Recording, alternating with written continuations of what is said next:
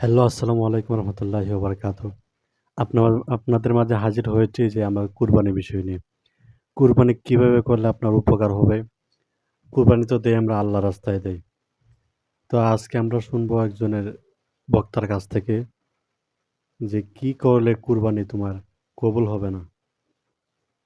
আমরা শুনবো আর কষ্ট দেওয়া যাবে না কুরবানি কিভাবে করতে হবে, কি আসল বিষয় আপনারা সবাই জানবেন। সে বক্তার নাম হচ্ছে আপনার গোলাম সারোয়ার সাঈদী। আমরা তার কাছ থেকে শুনবো। আপনারা শুনতে থাকেন। আমরা কুরবানি দেই, পশুর সাথে একটু আচরণটা কেমন হবে এই আচরণগুলো আমাদেরকে জানতে হবে। রাসূল সাল্লাল্লাহু আলাইহি সাল্লাম কুরবানির ব্যাপারে বলেছেন ঈদগাহে যাওয়ার আগে কুরবানি দেওয়া যাবে না। দ্বিতীয়ত রাসূল সাল্লাল্লাহু আলাইহি সাল্লাম কুরবানি নিজ হাতে দিতেন। সুতরাং আমাদের একটা চেষ্টা থাকা দরকার, আমাদেরও একটা চাহিদা থাকা দরকার যে আমার কুরবানিটা আমি দেব। অবশ্যই আপনি কুরবানি দেওয়ার সময় কুরবানির পশু যেন কোনো ব্যথিত কোনো কারণে কুরবানির পশু যেন ব্যথা না পায়, কষ্ট না হয়, এ প্রচেষ্টা করতে হবে। রাসূল সাল্লাল্লাহু আলাইহি সাল্লাম এই ব্যাপারে বলে আপনি কুরবানি দিবেন, আপনার কুরবানির চলাকালীন সময় সে যেন কোনো কষ্ট না পায়, গরু যেন কোনো কষ্ট না পায়, সেই কথা বোঝাচ্ছে। যে তোমরা তোমাদের কুরবানির পশুর সাথে ভালো ব্যবহার করো। কি ভালো ব্যবহার? রাসূল সাল্লাল্লাহু আলাইহি সাল্লাম আমাদেরকে বলেছেন যে তাকে জবাইয়ের ক্ষেত্রে তোমরা ছুরি ধার করো, ছুরিটাকে শান দিয়ে ভালো রাখো, তবে গরুর কাছে নয়, পশুর কাছে নয়। পশু যখন জবাই করবে আরেক দিকে শান দে, আপনাদের না একদিকে পশু দ্বারা করো না, আরেক দিকে শান দেয়। রাসূল বলেছেন না, এটা করো না, তোমরা বরঞ্চ আগে থেকে কুরবানি দেওয়ার জন্য এটাকে শান দিয়ে রাখো। রাসূল সাল্লাল্লাহু আলাইহি ওয়াসাল্লাম নুদিফা ইহদাদু শারফাতিহি কাবলাল ইদাহা, কুরবানি দেওয়ার আগে তুমি তোমার ছুরিকে কি করো? ধার দিয়ে রাখো। রাসূল সাল্লাল্লাহু আলাইহি সাল্লাম কুরবানির ব্যাপারে বলেছেন যে ওয়াইজা যাবাহুম ফাআহসিনুজ যাবহা, যখন পশু জবাই করো তার সাথে তুমি ভালো ব্যবহার করো, ব্যথা দিও না, বেশি কষ্ট দিও না। তাকে ফেলে ক্যাবলামুখী করে, তুমি ক্যাবলামুখী হয়ে তুমি হাতে ছুরি নিবা, জবাই করবা। জবাইয়ের ক্ষেত্রে তোমরা কিছু নিয়ম নীতি মেনে মেনে সেটাকে অগ্রসর হবা, নিয়ম নীতি মেনে মেনে অগ্রসর হবা। প্রথম কথা হলো যারা ধরবে সবাই, শুধু যে জবাই করবে সে নয়, যারা ধরবে সবাই যেন তাকবীর পড়ে বিসমিল্লাহ আল্লাহু আকবার, বিসমিল্লাহির রহমানির রহিম না, কিন্তু বিসমিল্লাহ আল্লাহু আকবার, এক সবাই যেন এটাকে এইভাবে পড়ে এবং পরে যেন জবাই করে। সবাইকে পড়তে হবে, যারা ধরা থাকে সবাইকে পড়তে হবে। কোরবানি দেওয়া হলো, কোরবানি দেওয়ার সময় কোরবানির পশুর 4টা রগ যেন কেটে যায়। কয়টা রগ?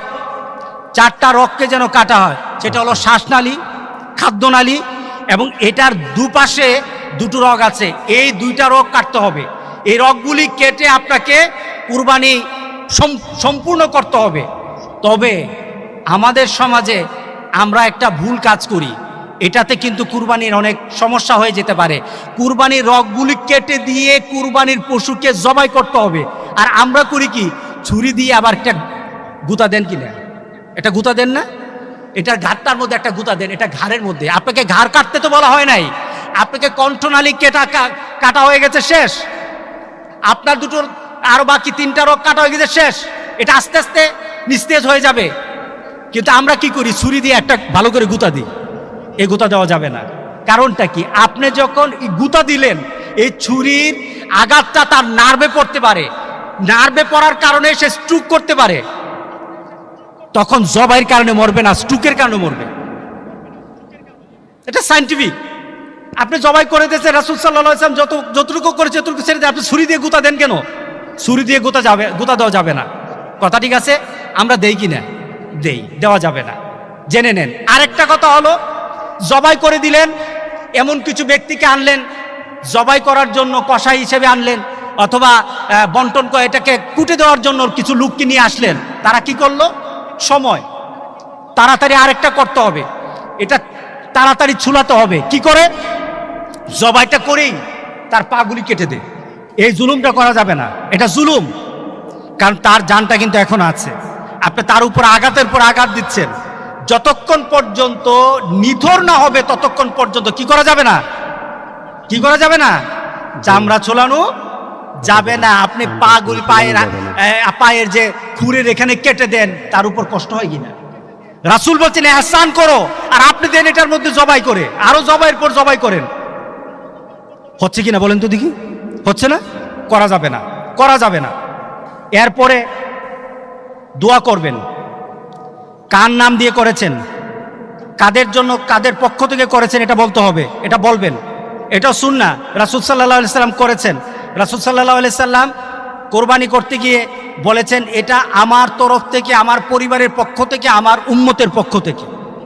তো রাসূল সাল্লাল্লাহু আলাইহি সাল্লাম যখন এইভাবে বললেন, সুতরাং আমরাও ওইভাবে, আমরা যখন কোরবানি দেব আমার পক্ষ থেকে, আল্লাহুম্মা তাকাব্বাল মিন্নি, আল্লাহ এটা আমার পক্ষ থেকে, যদি আমি দিয়ে থাকি একা আমার পক্ষ থেকে, অথবা যদি আমরা শরীকে দিয়ে থাকি তাহলে শরীকের নামগুলি বলবেন, শুধু নামগুলি বলে দিবেন।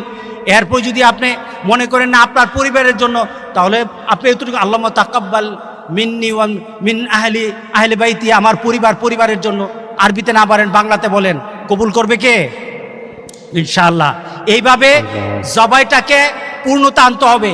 অনেক সময় দোয়ার পরে আমরা বিন্নাস সালাতি ওয়া নুসুকি পড়া যায়, এটার ব্যাপারে এমন কোনো কঠিনত্ব নাই, বা পড়তে হবে এমন কোনো মজবুতিও নাই। কিন্তু আমরা যদি পড়ি, দোয়া করে যদি আল্লাহর কাছে বলি, মাবুদ ইব্রাহিম আলাইহিস সালামের কুরবানির মতো আমাদের কুরবানি কবুল করে নাও, নিজের চাহিদা পেশ করলেন, ইনশাআল্লাহ আল্লাহ সুবহানাহু ওয়া তাআলা আমাদেরকে মর্যাদা দান করবেন। আল্লাহ আমাদের সবাইকে কবুল করুক, আমিন বলি।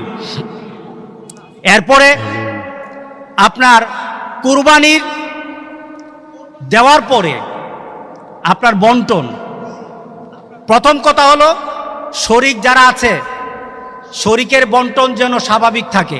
কথাগুলি শুনতেছেন কিনা? শরীকের বন্টন যেন স্বাভাবিক থাকে, সবার পরিমাণ যেন ঠিক থাকে। দ্বিতীয়ত,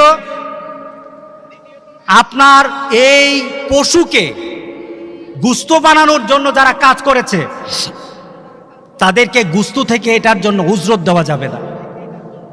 যেমন কেউ একজন আসলো, গুস্তটাকে বানিয়ে দিল, গরুটাকে বানিয়ে দিল, তাকে যখন কিছু দিলেন, সবাইকে যেমন দেন তার থেকে একটু বেশি দিয়ে দিলেন, তাকে হয় না? না, তার জন্য আপনাকে আলাদাভাবে তার পরিমাণটা, তাকে যদি আপনি দিতে চান তাহলে আলাদাভাবে টাকা দিবেন। এটা থেকে উজরত দেওয়া যাবে না, এটা থেকে অন্যের জন্য যা তাকে ওই পরিমাণই দিবেন। এরপরে যদি আপনি মনে করেন সে আমার আত্মীয়, আপনি অন্যভাবে দেন, কিন্তু এটা কুটানোর কারণে তার গুস্তের পরিমাণ বাড়বে না, খেয়াল রাখতে হবে। এটা থেকে উজরত দেওয়া যাবে না, উজরত আপনাকে দিতে হবে আলাদাভাবে টাকা। আমরা দেই কি না? দেই না? সে কুরবানি, আমাকে গত বছর চিরাং থেকে একজন ব্যবসায়িক ফোন দিয়ে বলল, হুজুর আপনি যে বললেন দেওয়া যাবে না, আমার আলোচনা শোনার পর বলল, হুজুর আপনি যে বললেন, তো এখন কি করি, আমার ড্রাইভার সবাই থাকে, তাদেরকে একটু বেশি না দিলে হয় না? আমি কি, না বেশি দেওয়া যাবে না, তাদেরকে বলেন তোমাদেরকে আমি গুস্তের পরিমাণ ঠিক রাখবো, কিন্তু অতিরিক্ত টাকা দিয়ে দেব, তাদেরকে বলে রাজি করতে হবে। আর পরিমাণ সবার জন্য এক থাকতে হবে, দানের ক্ষেত্রে সবার জন্য এক রাখতে হবে। এই হলো একটা কথা। এরপরে আপনি কোরবানির গোশতকে আপনি বন্টন করতে পারেন। বন্টন করবেন কিভাবে? নিজের জন্য রাখেন, আত্মীয় স্বজনকে দেন, গরিব যারা আছে, যারা কুরবানি দিতে পারে না, তাদের মধ্যে বিলিয়ে দেন। তাদের মধ্যে কিভাবে বিলাবেন? বর্তমানে আমি তো মনে করি কোরবানির সিজনে, এই কোরবানির সিজনে কেউ ফ্রিজ মোমেনরা কিনবে না। কোরবানির সিজনে মোমেনরা ফ্রিজ কিনবে না, বরঞ্চ আমি মনে করি কুরবানির এই সিজনে মোমেনরা চিন্তা করবে, আমার ঘরে পরিমাণ মতো আগের মতো স্বাভাবিকভাবে যতটুকু গুস্ত থাকে তার বাইরে আমি গুস্ত রাখবো না। কারণ বর্তমানে আমার দেওয়ার ক্ষমতা আছে, অনেকের দেওয়ার ক্ষমতা হয় নাই, ঠিক না? বিলিয়ে দেওয়া দরকার, বিলিয়ে দেওয়া দরকার। আপনার কুরবানিকে আল্লাহর দরবারে গ্রহণীয়তার জন্য এটা অত্যন্ত একটা বিরাট সুযোগ। এই সুযোগকে কাজে লাগাই, এই সুযোগকে কাজে লাগিয়ে চলুন। আমরা আমাদের পাড়া প্রতিবেশী, গ্রামবাসী, এলাকার কাদের বাড়িতে কুরবানির গুস্ত যায় নাই, কুরবানির গুস্ত হয় নাই, সে তার কষ্টটা আপনি বুঝবেন না, যারা দেই আমরা বুঝবো না।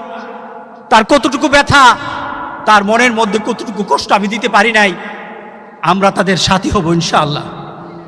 আমরা যারা কুরবানি দিই আমরা তাদের সাথী হব ইনশাআল্লাহ। বলি ইনশাআল্লাহ, বলি ইনশাআল্লাহ আমরা তাদের সাথী হব। আল্লাহ যেন আমাদের সবাইকে তৌফিক দান করে দেয়।